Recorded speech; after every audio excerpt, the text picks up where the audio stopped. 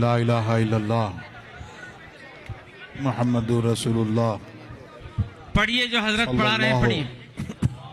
تعالی علیہ وآلہ واصحابہ وبارک وسلم. یا اللہ یا رحمان یا رحیم دل مارا کن مستقیم بحق ایاک نعبد و ایاک نستعین. اہل سنت کے سچے مذہب پر قائم رہوں گا، قائم رہوں گی، بد مذہب سے بچتا رہوں گا، بچتی رہوں گی. نماز روزے ہر فرض ہر واجب کو، سنتوں کو ان کے وقتوں پر ادا کرتا رہوں گا، ادا کرتی رہوں گی. ہر گناہ سے، خاص کر جھوٹ، بدی، غیبت، بد مذہب کی صحبت،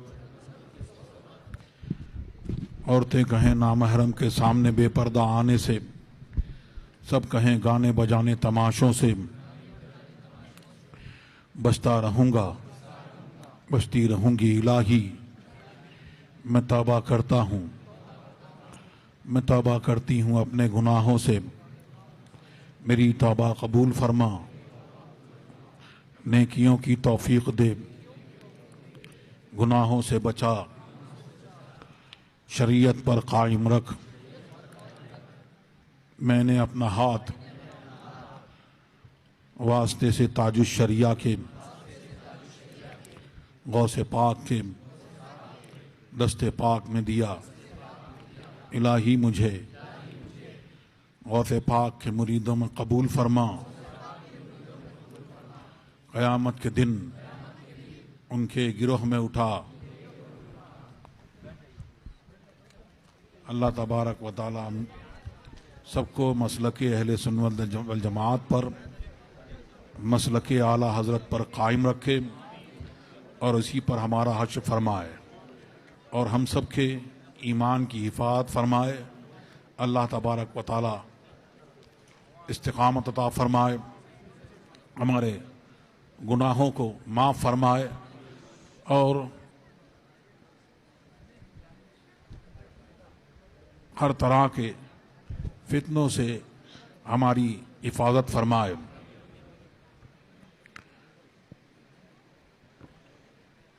اور جو آپ نے سنا، اللہ تبارک و تعالی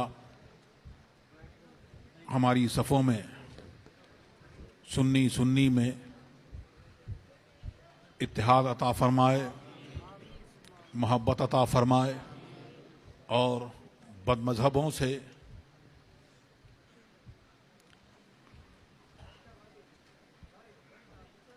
ویسے ہی جیسے صحابہ کرام، تابعین اعظام، اولیاء کرام جس طرح سے ان سے دور و نفور رہے، اللہ تبارک و تعالی ہم کو بھی توفیق عطا فرمائے اور سنی کو توفیق عطا فرمائے کہ ان سے اتحاد تو یہ ہو ہی نہیں سکتا، کیونکہ آپ نے سنا کہ اللہ تبارک آپ کا یا کسی کا یہ پلان ہو سکتا ہے کہ وہ اتحاد کرے، لیکن جب اللہ تبارک و تعالیٰ نے ارشاد فرما دیا کہ وہ مسلمانوں کو اس حال پہ نہیں چھوڑے گا، خبیث اور طیب کو الگ کر دے گا، تو خبیث الگ ہو جائے، طیب الگ ہو جائے، تو یہ اللہ تبارک و تعالیٰ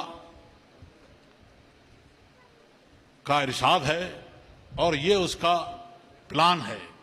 تو پھر اب چاہے کوئی کتنی کوشش کر لے، یہ اتحاد ہو نہیں سکتا. حق و باطل ایک نہیں ہو سکتا، نہ ہوا ہے نہ ہوگا.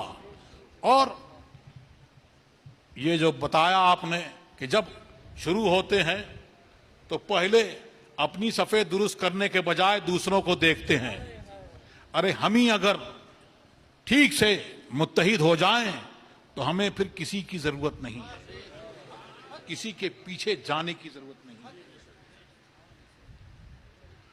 ہمیں سرکار نے فرمایا اتبعوا سواد الاعظم کہ سواد اعظم کی پیروی کرو، اور جو اکیلا چلا وہ جہنم میں گیا. تو پھر جو علماء ربانین ہیں ان کی پیروی کریں، بڑی جماعت کی پیروی کریں. اور اس میں بات یہ ہے کہ اگر آدمی بالکل حق پر ہے لیکن وہ اکیلا رہ جائے، لیکن اس کے ساتھ میں ایک بہت بڑی جماعت ہے، سچوں کی جماعت ہے، اولیاء اللہ کی جماعت ہے، وہ ان کی پیروی کر رہا ہے، تو وہ سارے ان کے ساتھ میں ہیں. غوث اعظم اس کے ساتھ میں ہیں، حجت الاسلام ساتھ میں ہیں، حضور مفتی اعظم ساتھ میں ہیں، خواجہ غریب نواز ساتھ میں ہیں، مہررہ کے بزرگ ساتھ ہیں، اور صحابہ کرام کی جماعت ساتھ ہے. اور صحابہ کرام تک پہنچے تو محمد رسول اللہ اور اللہ تک پہنچے تو اس کی پیروی کریں.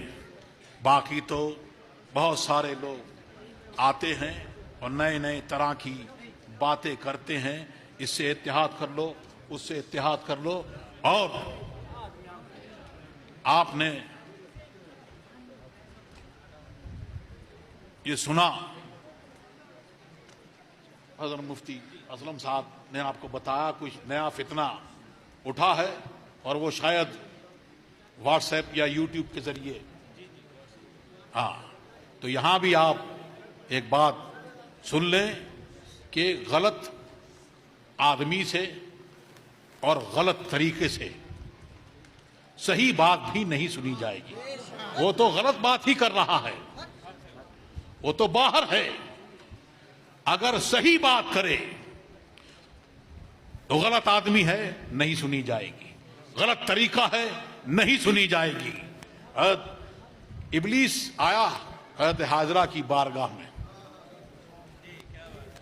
اور بتایا کہ حضرت اسماعیل کو حضرت ابراہیم لے کے جا رہے ہیں. تو کہا وہاں کہ نہیں، وہ ذبح کرنے لے جا رہے ہیں. بولو سچ بولا تھا کہ جھوٹ بولا تھا؟ لیکن اس کا سچ اگر وہ سنتی تو وہ عالم نہ ہوتا. اور دوسری بات،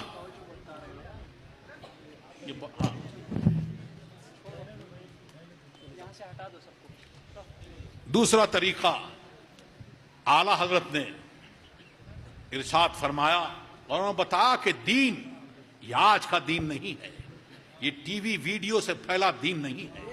یہ صحابہ کرام کی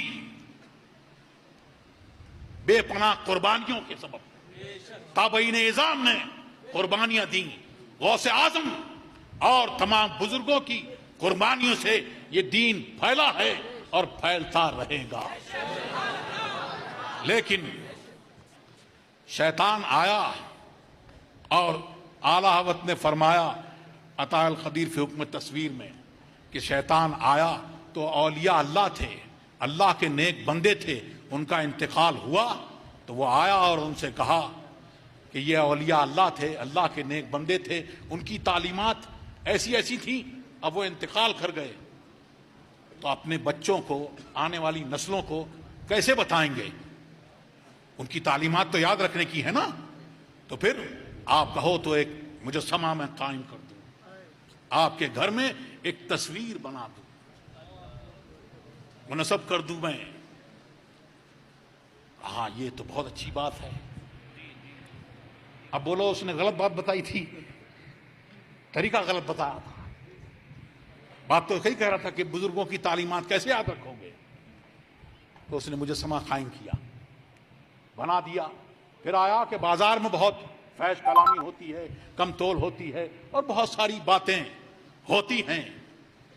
تو اگر اس سے بچنا ہے تو یہ بزرگ تھے، اللہ کے نیک بندے تھے، تو ان کی تصویر اگر میں یہاں لگا دوں، قائم کر دوں، تو بازار میں آپ دیکھو گے تو ہر وقت یاد رہے گا کہ یہ بزرگ تھے، فلاں بزرگ تھے، ان کی یہ تعلیمات تھیں، انہوں نے جھوٹ بولنے سے منع فرمایا تھا، انہوں نے ان چیزوں سے منع فرمایا تھا، انہوں نے شراب پینے سے منع کرا تھا، انہوں نے سود خوری سے منع کیا تھا. تو یہ سب باتیں آپ کو ہر وقت یاد رہیں گی. بازار میں بھی لگا دیا. پھر ایک نسل آئی، دوسری نسل آئی، تیسری نسل بھول گئی، اور پھر آیا شیطان اور پھر اس نے کہا کہ یہ کون تھے؟ تو یہ بزرگ تھے. بزرگ تھے؟ یہ اللہ کے نیک بندے تھے؟ نہیں، یہ تمہارے خدا تھے، ان کی پوجا کرو. اس طرح سے یہ پوجا ہوئی. اور سرکار دو عالم صلی اللہ علیہ وسلم دین کی خدمت کا، دین کی تبلیغ کا درد سب سے زیادہ کس کے سینے میں؟ سرکار دو عالم. پھر سرکار نے تبلیغ کی تو صحابہ کرام جنہوں نے براہ راست سرکار سے دین سیکھا، دین جانا. لیکن فتح مکہ کے بعد جب سرکار تشریف لے گئے تو پھر وہاں ابراہیم خلیل اللہ کا بت تھا، حضرت اور تمام بزرگوں کے اور اولیاء اللہ کے اور انبیاء کرام کے وہاں بت تھے. سرکار نے فرمایا کہ جاؤ اور ایک ایک بت کو ختم کر دو، کچھ نشان باقی رہے. تو سرکار نے بنفس نفیس ان کو دھو دیا، تو بتا دیا کہ غلط طریقے سے اور غلط آدمی سے صحیح بات بھی نہیں سنی جائے گی. ورنہ آج جلوے دکھائے جاتے ہیں، اس کا جلوہ، اس کا جلوہ، فلانے کا جلوہ. اگر جلوہ دکھانا ہوتا مقصود تو پھر ان سے بڑا جلوہ کس کا تھا؟ اور وہ آنکھ جس نے قیامت تک کا اور اس کے بعد کا سارا منظر سب کچھ بتا دیا، اس نے دین میں اس چیز کو پسند نہیں کیا اور اس میں دین کا کوئی فائدہ نہیں دیکھا. اللہ تبارک و تعالی ہم سب کی حفاظت فرمائے اور ہم سب کو دین حق پر قائم رکھے، اسی پر حشر فرمائے. وصلی اللہ تعالی علی خیر خلقہ نور عجیب علی وسلم.